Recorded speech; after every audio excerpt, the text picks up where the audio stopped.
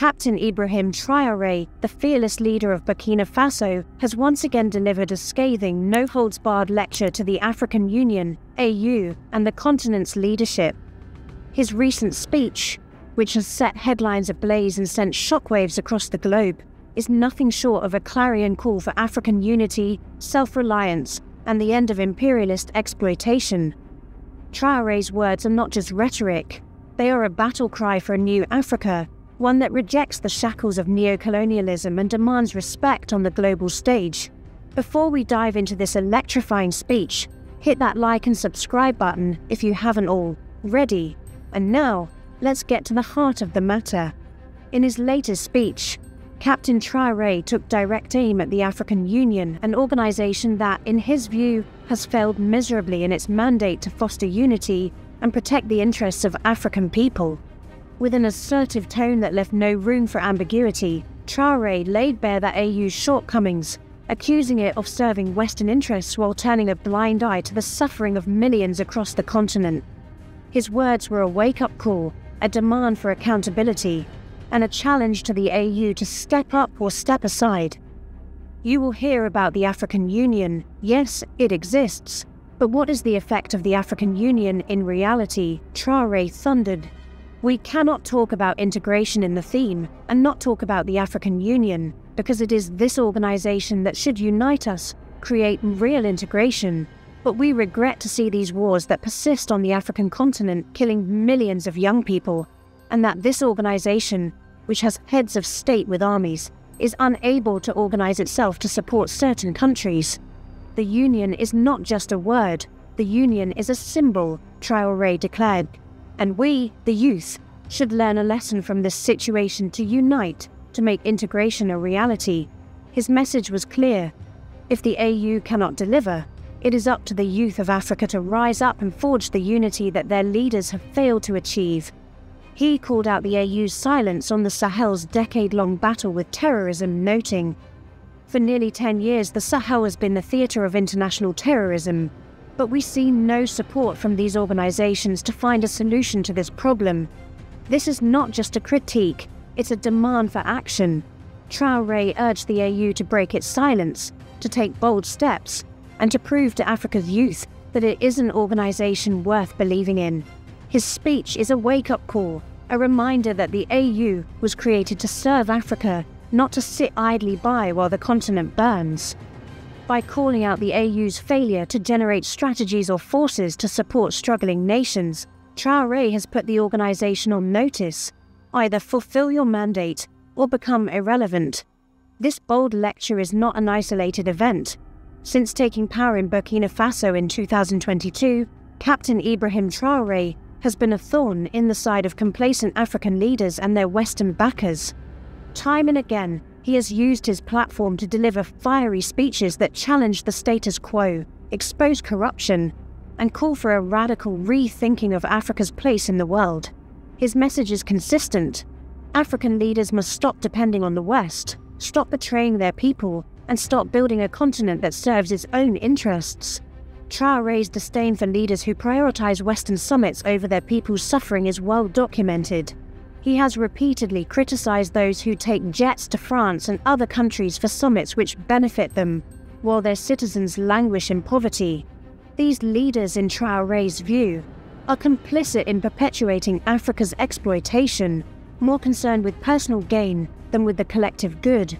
His speeches are a direct challenge to this betrayal, a call for leaders to look the West in the eye and declare, "Enough is enough." One of Traoré's most memorable lectures came during the Alliance of Sahel States (AES) summit, where he unleashed a blistering critique of corrupt African leaders and their imperialist masters. With a tone that was both passionate and uncompromising, he declared, "This continent has suffered so much and continues to suffer because of imperialists. These imperialists have only one cliché in mind: Africa is the empire of slaves. This is how they see Africa. For them, Africans belong to them, our lands belong to them, our subsoil belongs to them. They have never been able to change the logic until today. This is deplorable." Traoré didn't stop there. He went on to expose the slaves of Salon, African leaders who, in his words, have no dignity, no morals, no personality. These individuals, he argued, are handpicked by imperialists to betray their own people, plundering Africa's resources to satisfy their Western masters. They steal, they plunder our states, they bring everything to the master, and their wealth is kept with the master, he said. They are always ready to betray their brother to satisfy the master. They have betrayed us since independence, and others continue to betray us to the benefit of their master. This is vintage Traoré, bold, direct, and unapologetic. His words resonate with millions of Africans who are tired of seeing their continent's wealth siphoned off while their leaders live in luxury. By calling out these slaves of Salon, Traoré is not just embarrassing corrupt leaders, he's galvanizing a movement. He's showing Africans that they don't need to fear the West, that they can stand up and demand their rightful place in the world.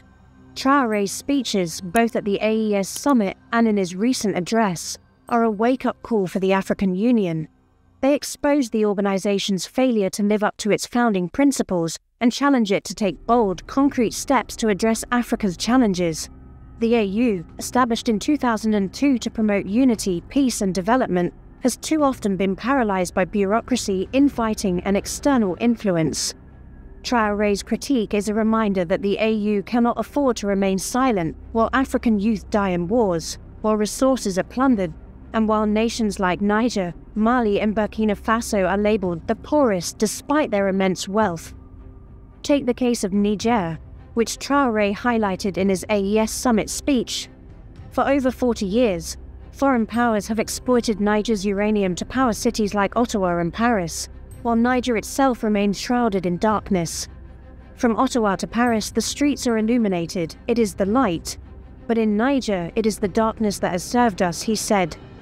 This is not just a critique of Western exploitation, it's an indictment of African leaders who allow it to happen. The AU, as the continent's premier organization, has a responsibility to address this injustice, to support nations like Niger in reclaiming their resources and building infrastructure for their people. Traoré's call for the AU to generate the forces and all the necessary strategies to support conflict-affected states is a challenge to the organization's leadership. The AU has the resources, heads of state, armies and institutions, yet it has failed to act decisively in places like Congo, Sudan or the Sahel. Traoré's speech demands that the AU prioritize African lives over Western approval, that it take bold steps to foster peace, integration, and development. His message to the youth, to unite, to make integration a reality, is a reminder that the AU's failure is not just a betrayal of its mandate, but a betrayal of Africa's future. Since coming to power, Captain Ibrahim Traoré has embodied a new kind of African leadership, one rooted in courage, integrity, and a fierce commitment to Pan-Africanism. Unlike many of his peers, Traoré doesn't just talk about change, he acts on it. Under his leadership, Burkina Faso has taken bold steps to assert its sovereignty, from expelling French forces to strengthening ties with other African nations through the AES. These actions are not just symbolic, they're a blueprint for what Africa can achieve when its leaders prioritize their people over foreign interests. Traoré's speeches are a masterclass in leadership. They're not just lectures, they're a call to action, a challenge to African leaders to shed their fear of the West and embrace their responsibility to their people. We must unite and stand against the imperialists who continue to exploit us. We have the resources and the potential to thrive, he declared in January 2025. This message of unity and self-reliance is at the heart of Traoré's vision for Africa, a vision that rejects the imperialist narrative of Africa as the empire of slaves and embraces the continent's potential as a global powerhouse. His critique of the AU's inaction is particularly significant in the context of the Sahel, where Burkina Faso, Mali and Niger have formed the AES to address shared challenges like terrorism and economic exploitation. Traoré's leadership in the AES is a direct challenge to the AU's inertia, showing that African nations can take matters into their own hands when regional organizations fail them. By calling out the AU's silence on the Sahel's struggles, Traoré is pushing for a new model of African integration, one that is proactive, youth-driven, and unapologetically African. Traoré's lectures are not just wake-up calls. They're public embarrassments for African leaders who have grown comfortable in their complicity. By exposing their dependence on the West, their betrayal of their people and their failure to build infrastructure despite Africa's vast resources, Traoré is holding a mirror to the continent's leadership. His words sting because they're true. African leaders have allowed their countries to be ranked among the poorest, while foreign powers exploit their gold, uranium, and other resources. When you go to our states, our soils are full of precious metals, such as gold, but often there is not even the slightest road accessible to reach the areas where they exploit gold, even less certain basic social services, Traoré said at the AES summit. This is a damning indictment of leaders who prioritize personal wealth and Western approval over the needs of their people. Traoré's boldness lies in his willingness to name this betrayal, to call out the slaves of Salon who plunder their own states to satisfy their masters. His speeches are a reminder that African leaders have a choice. They can continue to serve as puppets of the West, or they can stand up, unite, and build a continent that serves its own people. Traoré's leadership in Burkina Faso, expelling foreign forces, nationalizing resources, and investing in local development, shows that the latter is not just possible, but necessary. His actions are a direct challenge to the AU and its member states to follow suit, to take bold steps toward true independence and integration. Captain Ibrahim Traoré's recent speech to the African Union is more than a lecture, it's a manifesto for a new Africa. By calling out the AU's inaction, exposing the betrayal of corrupt leaders, and demanding unity and self-reliance, Traoré is lighting a fire under the continent's youth and its leadership. His words are a wake-up call, a reminder that Africa's potential is limitless if its leaders have the courage to act in its interests. This is not the first time Traoré has spoken truth to power, and it won't be the last. From his fiery address at the AES summit to his consistent critiques of Western dependence, Traoré has proven himself to be a leader who walks the talk. His vision for Africa, one free from imperialist exploitation, united in purpose, and thriving in its own right, is a vision that every African can rally behind. To the African Union, Traoré's message is clear. Break your silence, take action, and prove to Africa's youth that you are worth believing in. To African leaders, his challenge is equally stark. Stop betraying your people, stand up to the West, and build a continent that reflects its true wealth and potential. And to the youth of Africa, his call is unmistakable. Unite, rise up, and make integration a reality. As we reflect on Traoré's bold lecture, let's not just applaud his words, let's act on them. Share this report, join the conversation, and demand accountability from our leaders and institutions. The time for complacency is over. Africa's time is now. Let's make it great together. My fellow Africans, as I finish, allow me say this. Imagine an Africa where borders are mere lines on a map, where the wealth of the Congo's minerals fuels schools in Kenya, where Nigeria's oil powers hospitals in Ghana, and where Ethiopia's agricultural bounty feeds the Sahel. Imagine an Africa that stands tall, not as a beggar at the gates of Western capitals, but as a global powerhouse dictating its own terms. This is not a pipe dream. It is the destiny of a united Africa, a destiny the West fears, for it knows that a unified Africa would shift the global balance of power, forcing those who once exploited the continent to come knocking, hats in hand. Yet, as we dream of this future, Africa's potential is shackled by a scourge within, corruption. Our leaders jet off to summits, chasing loans and aid, while roads crumble, hospitals languish, and schools remain underfunded. The question is not whether Africa can rise, but whether we can overcome the internal betrayals that keep us fragmented.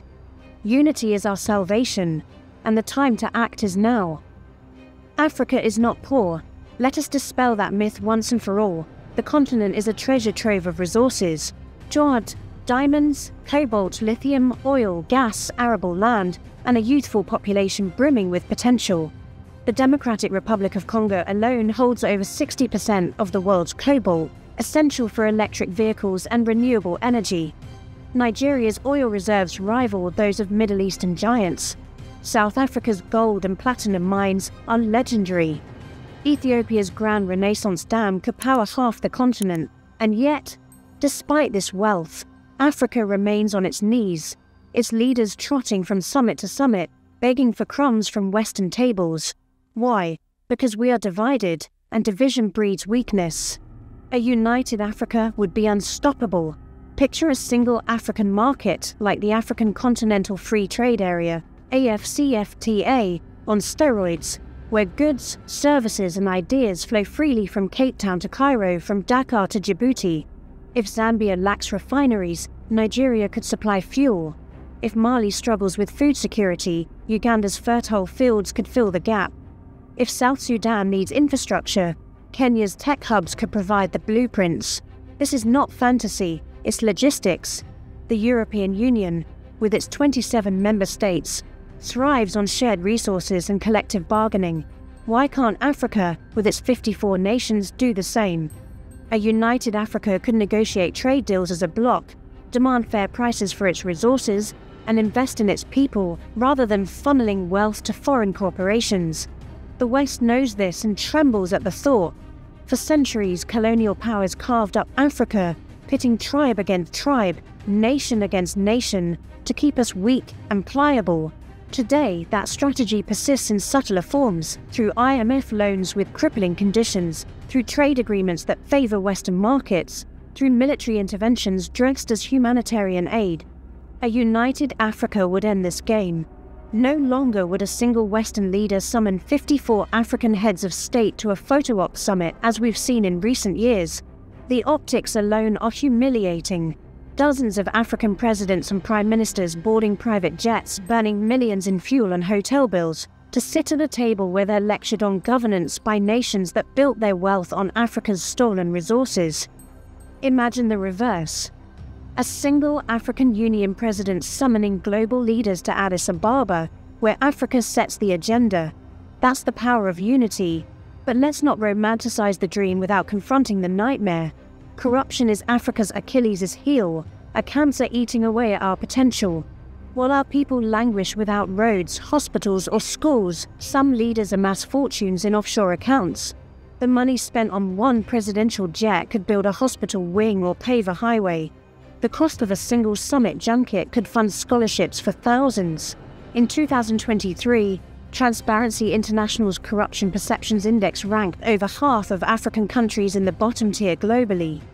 From Nigeria's oil theft scandals to South Africa's state capture saga, from Kenya's inflated infrastructure contracts to Zimbabwe's elite land grabs, the story is the same, a betrayal of the people by those entrusted to lead. This corruption thrives in our disunity. When African nations operate as isolated fiefdoms, leaders face little accountability. They strike deals with foreign powers, sign away mining rights, or secure loans that burden future generations, all while pocketing kickbacks. The West exploits this, offering aid and loans as bait, knowing that corrupt elites will siphon off the funds, leaving nations in debt and dependency. The cycle is vicious. Aid fuels corruption, corruption fuels poverty, and poverty fuels more aid. Meanwhile, the African Union, meant to be our unifying force, remains a toothless talk shop. Its summits more about protocol than progress. Unity can break this cycle. A united Africa would demand transparency and accountability from its leaders. Imagine a continental anti-corruption body with real teeth, not just reports and resolutions, but investigations, prosecutions, and asset seizures. Picture a unified African court where citizens could hold leaders accountable, no matter their rank. A united Africa could pool resources to build infrastructure, bypassing the need for predatory loans. The AfCFTA, if fully implemented, could generate $450 billion in income by 2035, according to the World Bank, creating jobs and reducing reliance on foreign aid. A united Africa could invest in education, healthcare, and technology, harnessing the energy of its 1.4 billion people, 70% of whom are under 30, to drive innovation and growth. The fear of a united Africa is not just Western, it's internal too. Some African leaders cling to power, fearing that unity would dilute their fiefdoms. They hide behind sovereignty, or signing away their nation's futures to foreign powers. But sovereignty without unity is a mirage. No single African nation, not even giants like Nigeria or South Africa, can stand alone against global powers. Together, we are a colossus. The African Union must evolve from a club of presidents to a true federation, with a single currency, a shared military, and a collective foreign policy. This won't happen overnight, but it starts with small, bold steps. Harmonizing trade policies, investing in cross-border infrastructure, and prioritizing African solutions over Western handouts. The youth of Africa are ready for this vision. From Lagos to Nairobi, Accra to Kigali, young Africans are building tech startups, advocating for climate justice, and demanding accountability. Movements like Had End SARS in Nigeria and Have Fees Must Fall in South Africa show a generation unwilling to accept the status quo. They are the torchbearers of Pan-Africanism, echoing the dreams of Kwame Nkrumah, Patrice Lumumba, and Thomas Sankara. But they need a continent that matches their ambition, one where leaders prioritize people over private jets, where resources are shared, not hoarded, and where corruption is crushed by collective will. The West's fear is our opportunity. They know that a united Africa would rewrite the rules of global trade, energy, and diplomacy. They know that an Africa that lacks nothing because its nations share everything would no longer be a pawn in their chess game. But this future depends on us. We must reject the spectacle of 54 leaders trooping to Western capitals, burning billions that could pay our debts or build our schools. We must demand leaders who see summits not as photo ops, but as chances to forge African solutions. We must unite, not just in rhetoric but in action, through trade, infrastructure, and accountability. Africa's time is now. We lack nothing but the courage to stand together. Let us build a continent where our children inherit not debt but dignity, not division but destiny. The world is watching, and history is waiting. Will we rise as one or remain fragmented, forever begging? The choice is ours.